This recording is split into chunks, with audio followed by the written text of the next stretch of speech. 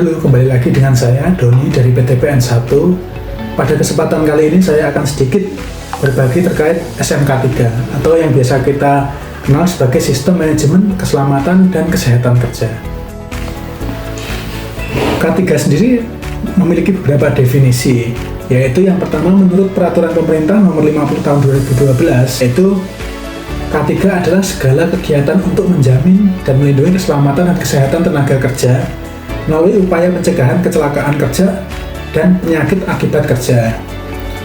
Yang kedua, menurut International Labour Organization, keselamatan dan kesehatan kerja atau K3 adalah sebuah ilmu untuk antisipasi, rekognisis, evaluasi, dan pengendalian bahaya yang muncul di tempat kerja yang dapat berdampak pada kesehatan, kesejahteraan pekerja, serta dampak yang mungkin bisa dirasakan oleh komunitas sekitar dan lingkungan umum.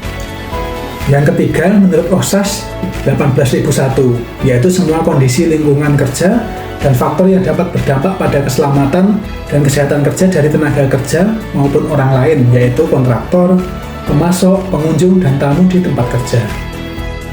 Keselamatan dan kesehatan. Keselamatan sendiri yaitu terhindarnya dari kecelakaan kerja.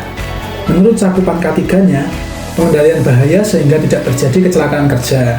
Kecelakaan kerja adalah kejadian yang tidak dikehendaki yang dapat menyebabkan korban jiwa atau harta. Dalam SMK 3 sendiri kita mengenal unsafe condition dan juga unsafe act. Apakah unsafe condition itu? Unsafe condition adalah sebuah kondisi di mana di tempat kerja yang berpotensi untuk menimbulkan kerugian. Sedangkan unsafe action adalah segala tindakan yang berhubungan dengan aktivitas pekerja yang berpotensi menimbulkan accident. Menurut Peraturan Menteri Tenaga Kerja Nomor 26 Tahun 2014, Pasal 3 Ayat 2 yang berbunyi A. Perusahaan secara sukarela mengajukan permohonan audit SMK 3. B. Perusahaan yang mempunyai potensi bahaya tinggi, antara lain perusahaan yang bergerak di bidang pertambangan, minyak, dan gas bumi. C. Perusahaan yang mempunyai potensi bahaya tinggi berdasarkan penetapan Direktur Jenderal dan atau Kepala Dinas Provinsi. Sanksi pelanggaran SMK 3 sendiri terdapat pada UU Nomor 13 Tahun 2013 Pasal 190 yang berbunyi 1. Pelanggaran terhadap Pasal 87 akan dikenakan sanksi administratif.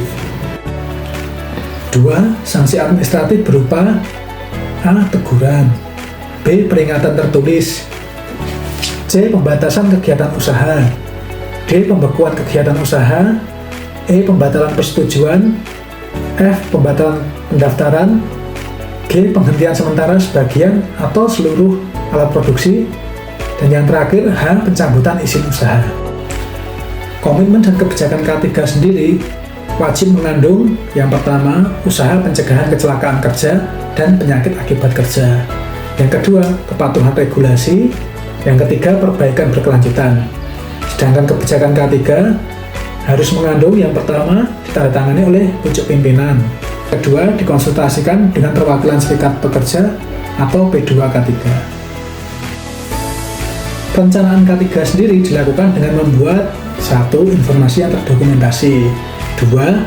Hazard identification, risk assessment, dan risk control. Yang ketiga, tujuan, sasaran, dan program-program K3. Sekian bincang terkait SMK 3 dan juga kesehatan dan keselamatan kerja pada kesempatan kali ini. Sampai bertemu lagi di lain kesempatan.